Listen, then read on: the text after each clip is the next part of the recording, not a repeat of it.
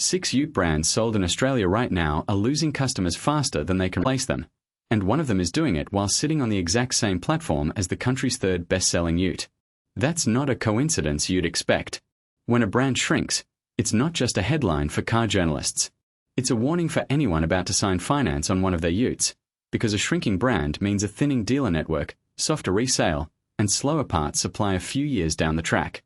I've pulled the actual VFA CTS registration numbers and dealer network moves behind 6 brands under real pressure in the Australian Ute market this year, ranked from mildest warning sign to the one almost nobody saw coming. Warning number 6. Foton Tonland.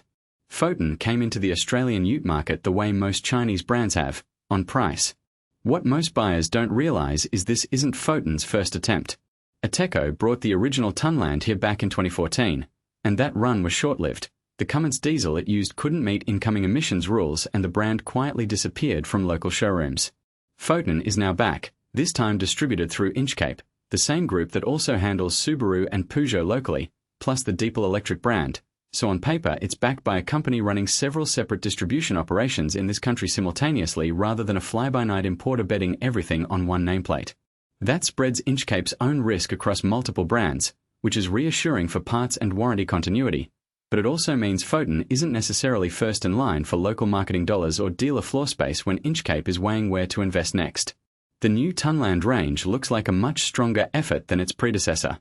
It's priced from $39,990 up to $49,990 before on-road costs across 4 grades, built around a 2.0-litre turbo diesel with 48-volt mild hybrid assistance and a claimed 3,500 kg brake towing capacity, and it comes with Foton's 777 promise, a 7-year unlimited kilometre warranty, 7 years of roadside assistance, and 7 years of cap price servicing, working out to a bit over $4,490 in scheduled servicing across that period. Early reviews from Australian motoring media have actually been positive, praising the cabin build quality as genuinely impressive for the price, not just impressive in photos. But in its first month appearing in official sales data, Tonland still managed just 97 registrations nationally. Established players like Ford and Toyota move that many units before lunch on a normal sales day. A Ute with barely 100 sales a month means a dealer network still being built out region by region, close to no second-hand listings for comparison, and no track record of how the brand behaves once the warranty runs out and something needs fixing outside of it. There's also a detail worth flagging honestly. At the time of its local launch, the new Tonland hadn't yet been assessed by ANCAP, so unlike some of its Chinese rivals, it doesn't have an independent safety rating to point to yet.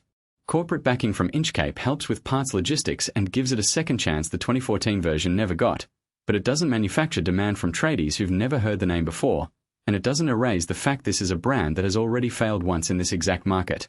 If Tonland can't build volume in its first year or two, it risks following the same low-volume path other budget Chinese entrants have struggled to escape, and that usually shows up later as thin part stock at the dealer level and underwhelming trade-in offers when the original owner tries to move on. It took Milligram the better part of a decade to crack the top 10 brands in this country, and Milligram had the advantage of an existing global reputation to lean on, something Foton is trying to rebuild from a standing start for the second time.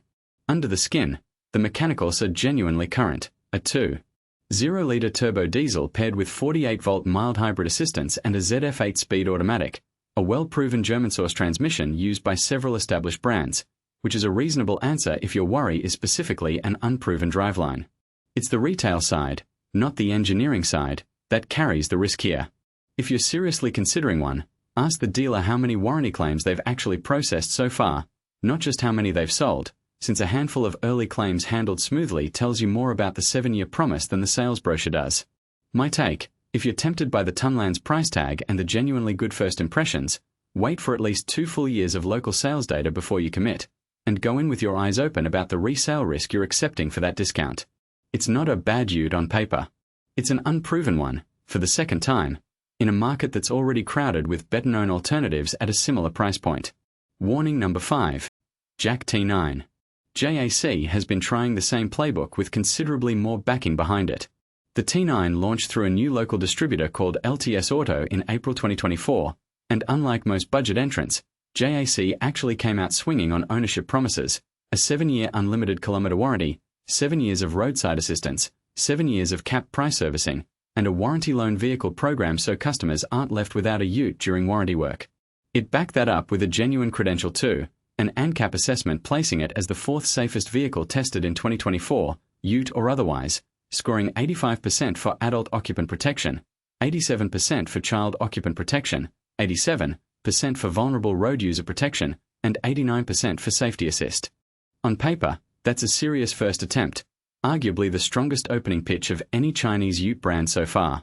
ANCAP testing is independent of the manufacturer, run by the same organization that assesses every mainstream UTE sold here, so a fourth-place overall result isn't marketing spin, it's a genuine, verifiable safety credential that buyers can check for themselves rather than take on faith from a brochure, which is more than most brand-new entrants to this market can claim in their first year on sale. The problem is the sales numbers haven't followed the promises. JAC managed only 56 registrations in one recent reporting month, and just 359 for the entire year to that point, spread across a dealer network that's grown from around 40 locations at launch to somewhere near 62 today. Compare that to brands selling thousands of units a month, and you start to see why this matters beyond bragging rights. A 7-year warranty is only as good as the number of dealers still standing in year 6 or 7 to honor it, and low-volume brands take considerably longer to build the independent workshop knowledge that keeps out-of-warranty repair costs down once that warranty eventually lapses. With so few T9s on the road, there's barely a second-hand market forming to anchor a resale value, and one independent buyer's guide put it bluntly, comparing the T9's likely resale trajectory to the LDV T60, which has struggled to hold value against a Ranger or Hilux precisely because demand for it used is thin, regardless of how the vehicle actually performs. That same guide went further, warning that any grandiose claims about Jack's long-term reputation in China are largely meaningless to an Australian buyer, because there's simply no local track record yet to test those claims against. This is the same underlying mechanism as Tonland, just with a longer runway, a stronger warranty pitch, a genuine safety credential, and still not enough traction to show for it after roughly 2 years on sale. JAC does have a PHEV version of the T9 due in mid-2026, promising class-leading range and efficiency, and a second model called the Hunter arriving alongside it sharing the same underpinnings and the same 10.4-inch infotainment system, so the brand is clearly not giving up on this market, which counts for something in a segment where several Chinese entrants have simply vanished after one disappointing model cycle. For a buyer, that expansion cuts two ways. More models sharing parts and dealer infrastructure should eventually mean stronger local support, but it also spreads a still small dealer network's attention across 2 nameplates instead of concentrating it on proving out the one that's already struggling to find buyers. There's a genuine irony sitting underneath all of this. JAC itself is not some fly-by-night manufacturer. The company points to 61 years of vehicle building history globally when it talks up new model launches, and it builds at genuinely enormous scale in markets outside Australia. The gap here isn't manufacturing capability, it's retail trust, a local dealer network, and the years of runs on the board that only come from actually being present in this market long enough for word of mouth to build. That's not something a factory in China can manufacture on Australia's behalf, no matter how many vehicles it builds elsewhere.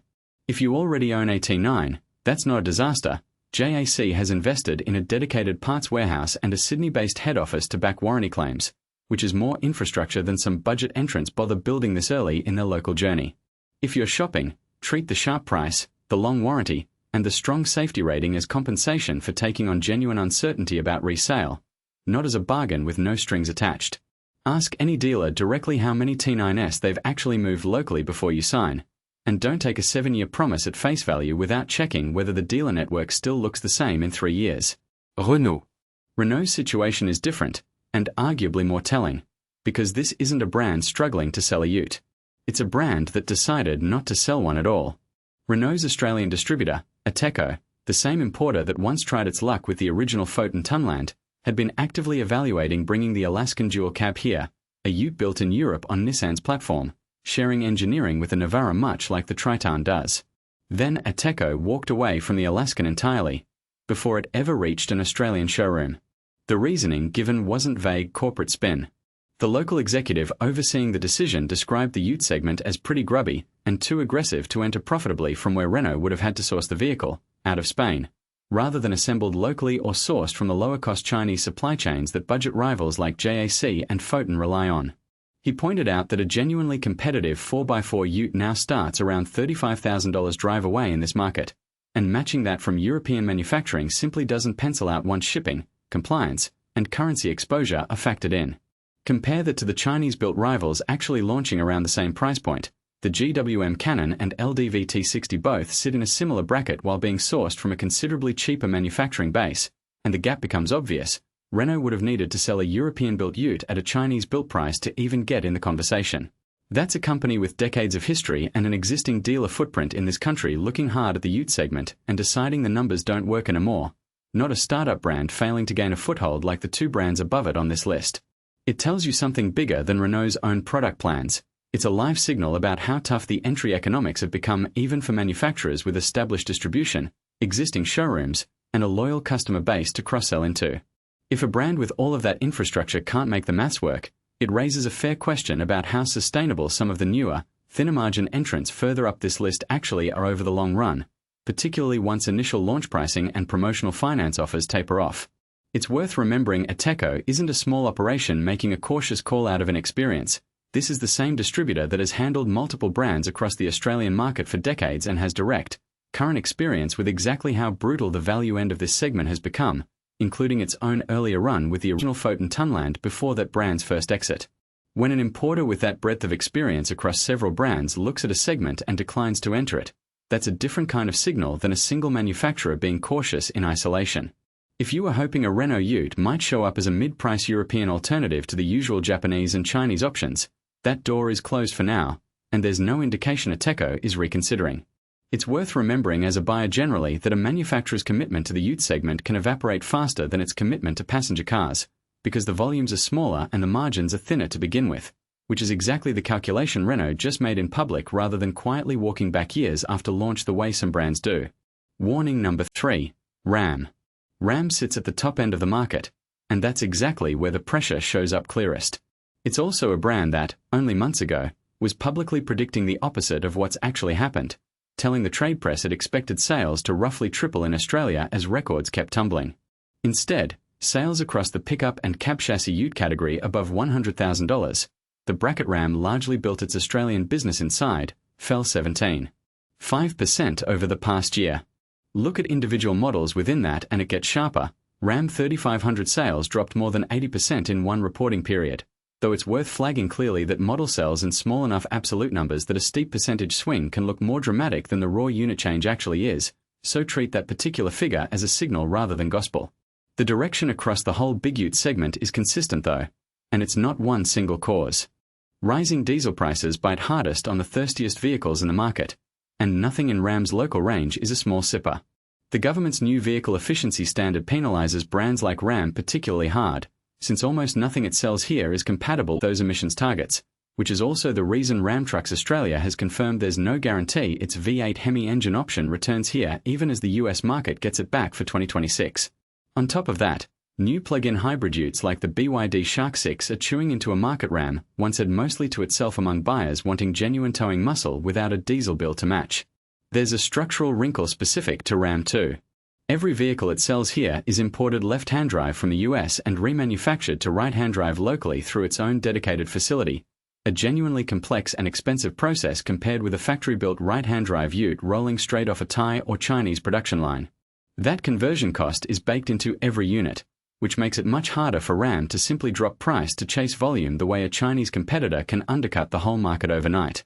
It also means Ram's dealer network is smaller and more specialized than a mainstream Ute brand's, built around a handful of dedicated remanufacturing and distribution partners rather than a network of hundreds of general dealerships, so if you're buying one, factor in that your nearest specialist service point may be considerably further away than it would be for a Ranger or Hilux, particularly if you're outside a capital city. Globally, Ram's parent Stellantis is still pouring money into the brand's image, sponsoring a NASCAR Truck Series team and pushing new V8 variants back into the US lineup for 2026, which makes the quiet local silence on those same engines even more telling. The confidence at head office and the caution from Ram Trucks Australia are pulling in opposite directions, and the Australian arm is clearly the one reading the local emissions and fuel price reality rather than the parent company's marketing enthusiasm. If you're shopping in this bracket, that pressure is your negotiating leverage. A brand moving a slower category than it publicly predicted just months ago is more likely to deal on price and options. Ask specifically whether the model you're looking at is affected by the local V8 uncertainty, since engine availability on these remanufactured imports can shift between model years in a way it doesn't for a mainstream Japanese Ute. But budget for resale that softens faster than a mainstream dual cab. because the used market for six-figure American utes is thinner and more sentiment-driven than the Ranger or Hilux crowd, and a segment down almost a fifth in a single year, against a brand that told the market to expect the opposite, isn't a great backdrop for holding value. Warning 2. Mitsubishi. This one surprises people because the Triton itself isn't in trouble. It's actually one of the steadier sellers in the segment, with combined 4x2 and 4x4 Triton volume up over 5% even in a year most rivals went backwards, a genuinely rare result. But that growth wasn't enough to hold its position. The newcomer BYD Shark 6 plug-in hybrid actually pushed the Triton down to 5th spot in the Ute sales charts, proof that a model can grow in absolute numbers and still lose ground competitively as the whole segment gets more crowded around it. If you only looked at raw Triton volume, you'd assume Mitsubishi in Australia is having a fine year. Zoom out to the whole brand and the picture flips. Overall Mitsubishi sales have been running more than 20% down year to date, and it's not a one-off dip. It followed the unexpected resignation of the previous local CEO in late 2025 and the arrival of a new chief executive in January 2026, brought in specifically to turn falling local fortunes around while stronger Chinese rivals close in. The losses are concentrated outside the Ute range. The Outlander PHEV has been losing its plug-in hybrid crown, first to the BYD Sea-Lion 6 and now expected to lose it again to the Shark 6 Ute. The Eclipse Cross has been dropped from the lineup entirely. Its replacement, a more expensive, European-sourced ASX, has struggled to fill the volume gap left behind. Other model lines have gone quiet, and a promised revival of the Pajero nameplate, shelved since 2021, may not even land within the new CEO's first 12 months in the job. A single strong model can mask a brand under real pressure everywhere else, and that matters for a Ute buyer because a manufacturer squeezed on overall volume tends to trim investment somewhere, whether that's dealer incentives, local marketing spend, or how quickly a future model update actually reaches Australia compared with markets the parent company prioritizes more heavily. Mitsubishi still has decades of runs on the board here and a large existing dealer network, so this isn't remotely the same category of risk as JAC or Foton further down this list. It's a different kind of thing to watch, a well-established brand whose halo model is propping up headline numbers that would otherwise look genuinely concerning, and whose own halo model just got knocked out of the top 4 anyway. Worth noting too, Mitsubishi sits inside the same global Renault-Nissan-Mitsubishi alliance as the two other brands turning up on this list, Renault and Nissan, though each makes its own local distribution decisions in Australia independently. That's not evidence of one shared problem. Alliance partners can and do perform very differently market by market, but it does mean the pressure showing up separately at Renault and Nissan in this countdown isn't happening in total isolation from Mitsubishi's own orbit. None of that is a reason to avoid the Triton on its own merits. It remains one of the more sensible buys in this segment on reliability and running costs alone, and its warranty and dealer support are backed by decades of actual local history rather than promises.